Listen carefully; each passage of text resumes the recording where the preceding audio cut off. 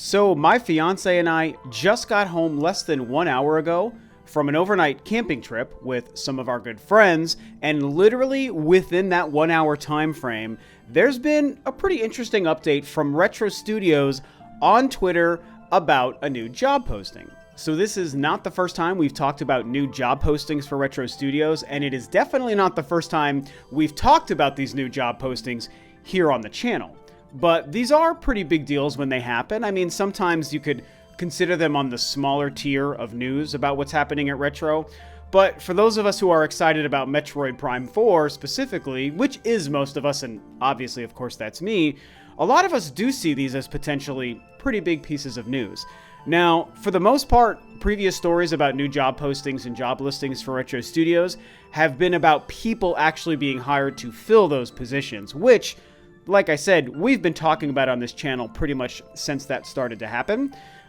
Folks who came from 343 working on Halo and Halo 5, people coming from DICE working on Battlefield or a canceled Star Wars game, people who worked on Borderlands or the Tomb Raider series. I mean, some pretty interesting stuff. Most recently, someone who worked on the Call of Duty franchise, and even more specifically, the online infrastructure for Call of Duty. And so all of these hirings kind of have helped us piece together a little bit of what we might be able to expect from Metroid Prime 4. A little bit. In some smaller ways, maybe they've given us a picture into what the gameplay might be like, but for the most part, the conversation has been about the graphics and the visuals, and all of these people coming over from very well-known high-budget teams who are also known for working on very graphically intensive games and very, powerful engines for these games. And so for the most part, people's conversation around these hirings has been about how Metroid Prime 4 is going to look. But if we focus just on what's happening today, like I said, Retro Studios tweeted literally like 30 minutes ago from the time that I'm recording this video, the fact that they're looking for a new lead producer for Metroid Prime 4. So that's what needs to be noted. A lot of the prior job postings really never hinted at a specific game. They were just stating, hey, we need this person to fill this role at Retro Studios. I believe that the one about the environmental artist was specific to Metroid Prime 4, but I do think that most of the other job postings might have been just kind of nebulous job postings, like, hey, just, fill this role at Retro Studios. But today's Twitter post was very much about Metroid Prime 4 specifically. Now, of course, as you can probably imagine, there's been a little bit of a reaction to this in just a short span of time since this information got out there. And you do have a lot of people who are just happy and excited and supportive, glad that there's anything happening from Retro Studios, which is definitely the camp that I fall into. And obviously you have other people who are maybe, I guess I don't want to use the word disappointed. I don't want to say that they're necessarily disappointed, but they're being a little bit vocal about the fact that, oh my god, you're only just now hiring a lead producer. This game is so far away, yada, yada, yada. The typical kind of conversation. And of course, I do have some opinions on that, people's reactions, and also what I do think this job posting means. I mean, I have some opinions on that as well that we're going to get into.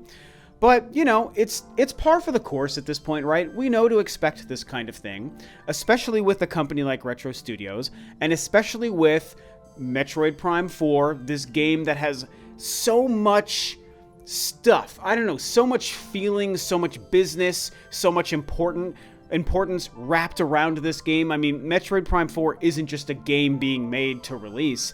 Like, it's fulfilling the role of, bringing Metroid console games back to a place where people are happy about them. It's fulfilling the role of stopping a very long drought in Metroid games since the most recent one. It also is a game that, with the delay, hurt the gaming community because we were so excited for it, and then the fact that they very transparently told us the game had to be delayed and restarted. It shifted from one team to another. It didn't have the original team behind it. Now it does have the original team. I mean, I could just keep listing these things off.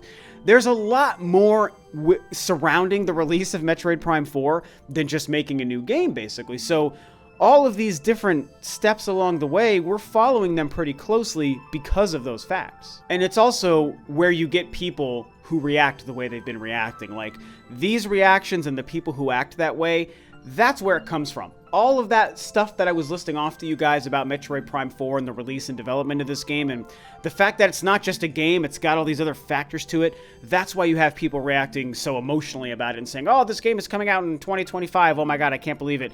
And some people are like, yeah, Retro, what are you doing? You screwed this up. Or Nintendo, you screwed this up. You shouldn't have given it to anyone else but Retro in the first place, and all of that stuff. I personally don't like to look backwards and think backwards about it. I'm more focused on the here and now and the future, which to me looks very bright in terms of Metroid and Metroid Prime 4 specifically, which kind of helps me segue into just my overall kind of opinion and dissection of this. And look, I think this is a good thing, okay? I alluded to it a minute ago, and I'll say it again here. I just see this as good in the sense that we're seeing Retro Studios move. They're rumbling around. They're waking from their slumber, as I said about Nintendo several months ago as well.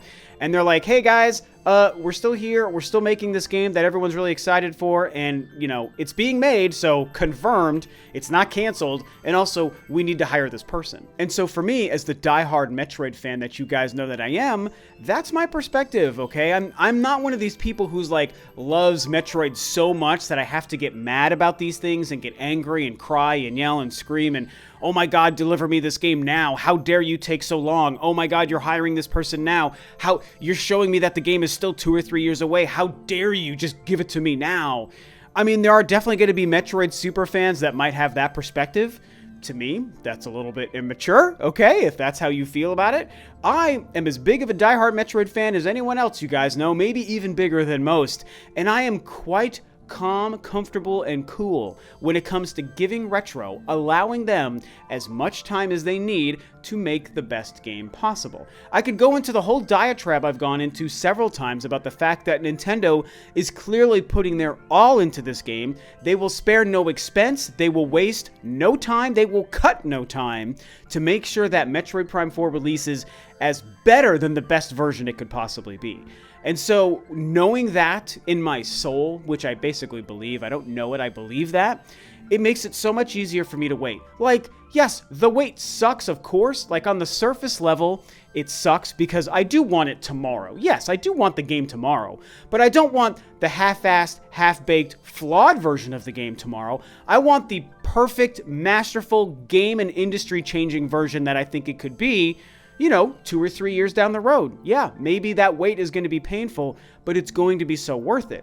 And so when I see that they're hiring a lead producer here in, you know, August of 2020, I mean, how much does it say about where they are in development? Tough to say, but I still see it as a good thing because it's just confirmation the game is still being made, and it's Retro saying, hey, we are making it, and now we need to hire this person. I personally see that as just a good thing. Now, if I could talk a little bit about the position they're hiring, lead producer, you know, through the perspective of myself, which is somebody who really doesn't know all these things. Okay, I don't make video games. Most of you guys don't make video games. Most other YouTubers who talk about video games don't make video games and don't really know a lot about making a game or how the positions break down or whatever. Like, most of us don't know it. Some people might pretend like they do, and then there's going to be the very small percentage that probably do actually know it. But the vast majority of us, okay, we don't know that stuff. So I'm just going to use the best logic I can to break it down, you know, telling you ahead of time that I'm not the expert here, okay? This is just one gaming fan and Metroid fan's perspective here. But they're hiring a lead producer for this game. The way I understand things, which again could be wrong, but I feel pretty good about this. The way I understand things is that a video game project of this size, similar to how like movie projects in Hollywood are the same way, probably have more than one person in a producing role, okay?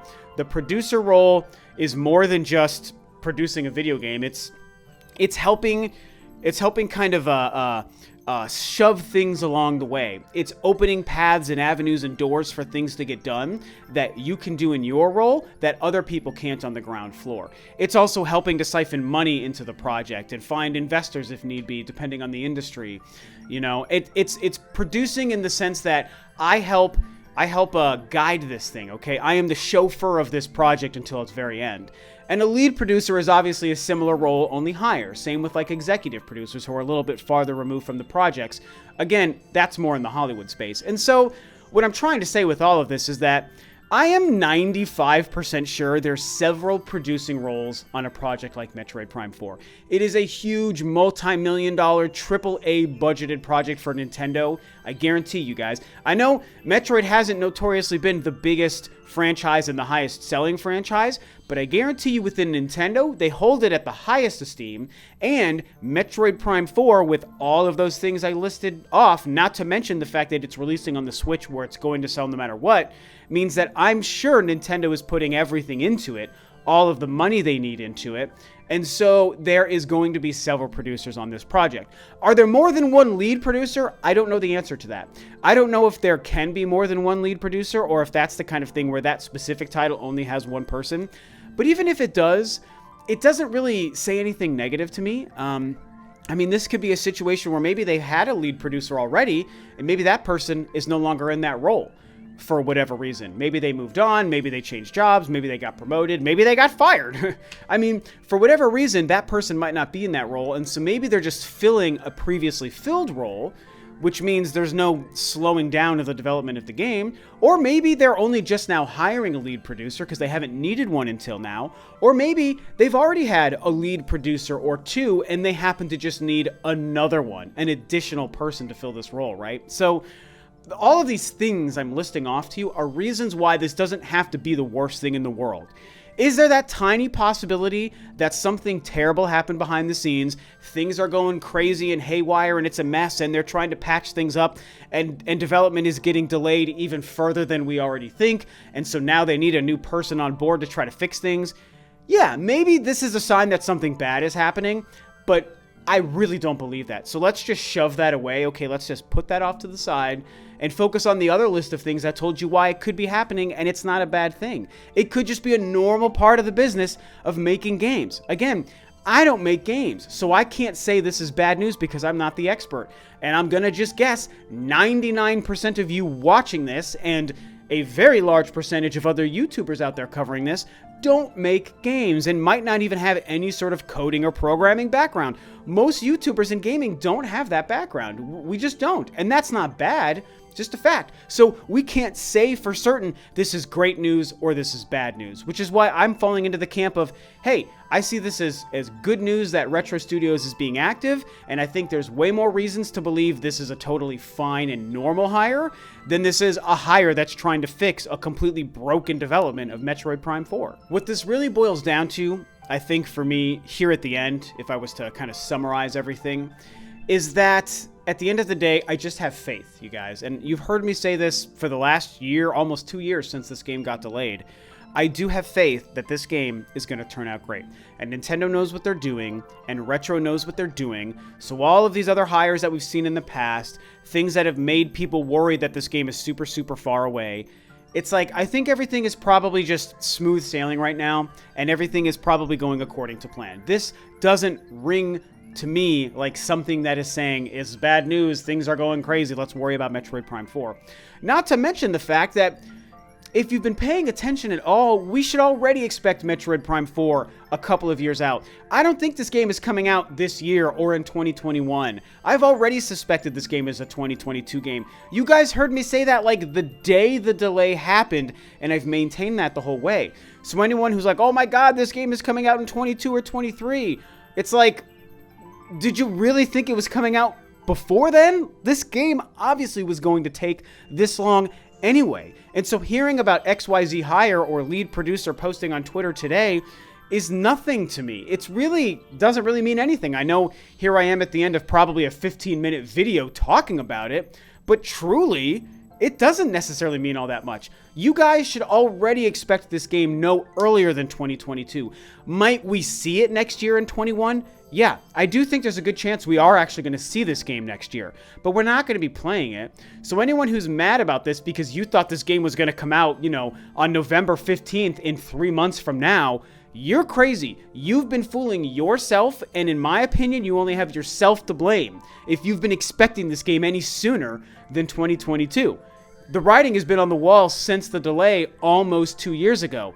This game is coming out in several years, and that's okay because it's going to give us the best game possible. Anyway, those are my thoughts. That's my breakdown. You've heard my opinions about this.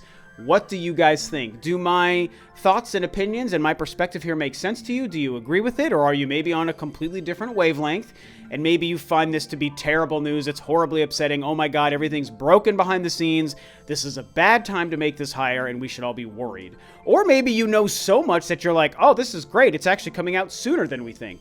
I mean, maybe I get proven wrong and it comes out next year. Like, I'm fine being wrong if that's the case, even though I'm sticking to 2022 for now. So, I don't know. Talk about your thoughts and feelings and what you think about my opinions here. And with that, this video is a wrap. Thanks, of course, as always, for tuning in, guys. This is Rob of Rule of Two Review, and I'll catch you next time on another video.